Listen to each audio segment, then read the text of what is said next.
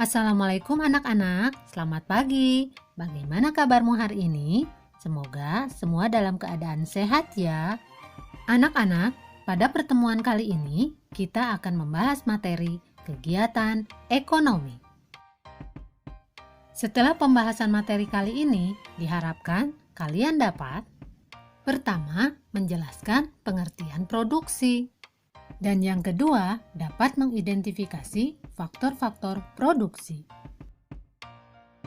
Manusia adalah makhluk sosial yang harus mampu memenuhi kebutuhannya sendiri dengan bekerja ataupun menghasilkan sesuatu yang bisa digunakan untuk mendapatkan barang atau jasa. Proses tersebut bisa dikatakan sebagai kegiatan ekonomi. Secara umum, pengertian kegiatan ekonomi adalah aktivitas yang dilakukan manusia demi memperoleh barang atau jasa. Kegiatan ekonomi terdiri dari 3 macam. Pertama, produksi, yang kedua, distribusi, dan yang ketiga, konsumsi.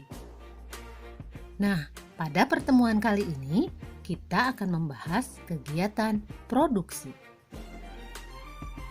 Anak-anak, setiap pagi, ibumu menyiapkan sarapan. Misalnya, membuat nasi goreng. Kegiatan ibumu mengolah nasi menjadi nasi goreng merupakan kegiatan produksi. Contoh lain dari kegiatan produksi, misalnya industri garmen mengolah kain dibuat menjadi baju.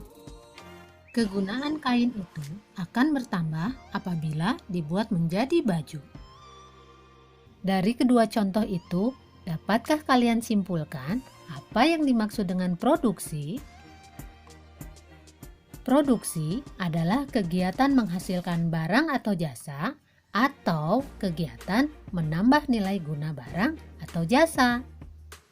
Berdasarkan pengertian produksi tersebut, dapat disimpulkan bahwa nilai guna suatu barang akan bertambah bila barang tersebut diolah lagi dan menghasilkan barang lain.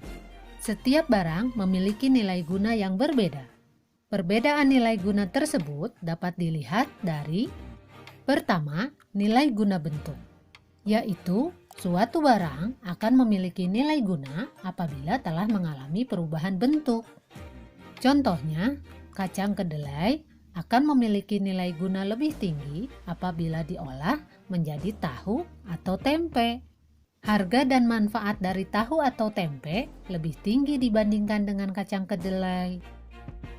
Yang kedua, nilai guna tempat. Nilai guna suatu barang akan lebih tinggi karena perbedaan tempat. Misalnya, pasir akan bertambah nilai gunanya kalau dibawa ke toko bangunan. Yang ketiga, nilai guna waktu. Nilai guna suatu barang akan bertambah apabila barang tersebut digunakan pada saat yang tepat. Misalnya, payung kita gunakan pada saat hujan atau panas. Dan yang keempat, nilai guna kepemilikan. Nilai guna barang akan bertambah apabila barang tersebut telah berpindah kepemilikannya. Misalnya, sepatu di toko belum memiliki nilai guna dan akan memiliki nilai guna kalau sepatu tersebut dibeli oleh seseorang dan kemudian dipakainya. Orang atau lembaga yang menghasilkan barang atau menambah kegunaan barang disebut produsen. Produsen menghasilkan barang dengan tujuan antara lain, pertama, memenuhi kebutuhan konsumen, yang kedua, memperoleh keuntungan, dan yang ketiga, menjaga kontinuitas barang dan jasa. Kegiatan produksi memerlukan faktor-faktor produksi atau sumber daya ekonomi.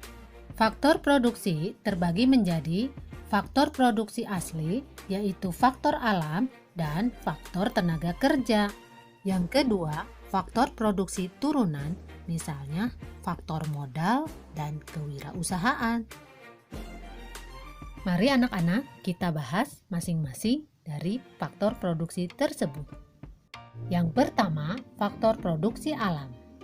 Faktor produksi alam adalah faktor produksi yang disediakan oleh alam sebagai bahan mentah atau bahan baku produksi.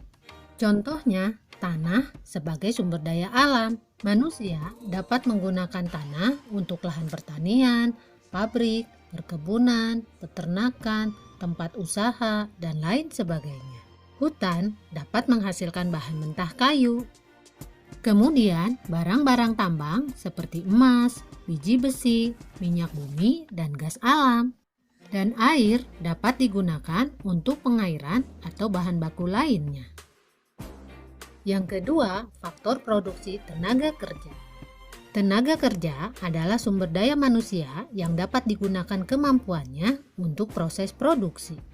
Tenaga kerja dapat dibedakan menjadi 3. Yang pertama, tenaga kerja terdidik, yaitu tenaga kerja yang menempuh pendidikan formal. Contohnya, dokter, guru, polisi, atau tentara.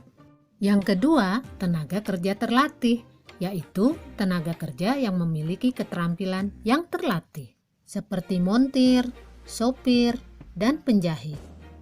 Dan yang ketiga, tenaga kerja tidak terdidik dan tidak terlatih, yaitu tenaga kerja yang tidak mempunyai keterampilan, seperti tukang sapu, tukang sampah, dan kuli bangunan. Selanjutnya, faktor produksi modal.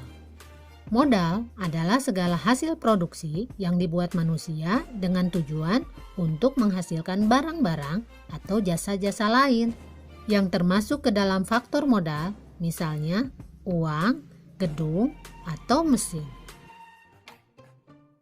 Dan yang terakhir adalah faktor kewirausahaan. Kewirausahaan adalah kemampuan seseorang atau beberapa orang untuk menyatukan semua faktor produksi agar dapat menghasilkan barang tertentu.